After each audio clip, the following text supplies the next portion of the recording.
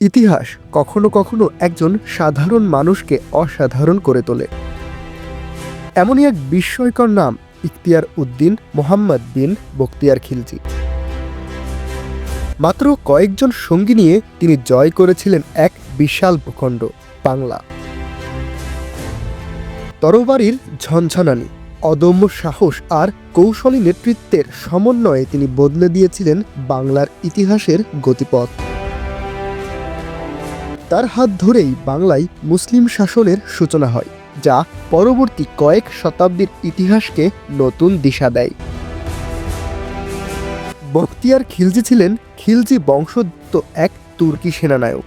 তার জন্ম আফগানিস্তান অঞ্চলে হলেও ভাগ্য ও ইতিহাস তাকে নিয়ে আসে ভারতবর্ষে। প্রথম দিকে দিল্লির সুলতান কুতুবউদ্দিন আইবকের দরবারে তিনি বিশেষ কোনো গুরুত্ব পাননি, কিন্তু বখতিয়ার খিলজি ছিলেন আত্মবিশ্বাসী ও উচ্চাকাঙ্ক্ষী। তিনি বিহার অঞ্চলে ছোটখাটো সামরিক অভিযান চালিয়ে নিজের সামরিক দক্ষতার পরিচয় দেন।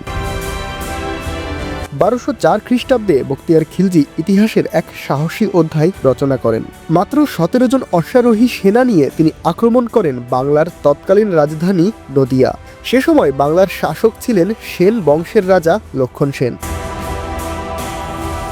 বখতিয়ার খিলজির আকস্মিক আক্রমণে সেন রাজা সম্পূর্ণভাবে হতবম্ব হয়ে পড়েন এবং যুদ্ধ না করেই নদিয়া ত্যাগ করে পালিয়ে যান।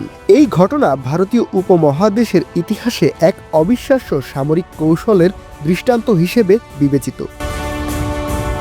নদিয়া জয়ের মধ্য দিয়ে বাংলায় মুসলিম শাসনের সূচনা হয়। বখতিয়ার খিলজি নিজেকে বাংলার শাসক ঘোষণা করেন এবং রাজধানী স্থাপন করেন লখনৌতি বা গৌড় অঞ্চলে।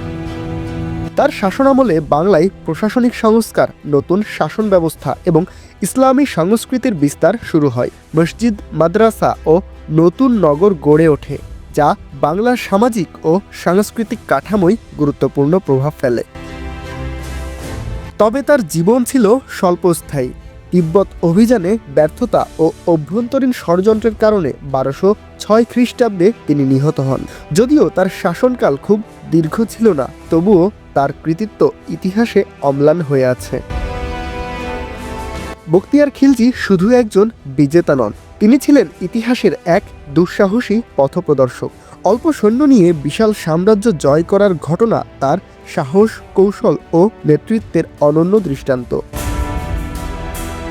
তার হাত ধরেই বাংলায় মুসলিম শাসনের ভিত্তি স্থাপিত হয়, যা পরবর্তীতে শিক্ষা, সংস্কৃতি ও প্রশাসনে গভীর প্রভাব ফেলে। তাই বাংলার ইতিহাসে বখতিয়ার খিলজির নাম চিরকাল স্মরণীয় হয়ে থাকবে একজন সাহসী যোদ্ধা ও যুগ পরিবর্তনের নায়ক হিসেবে।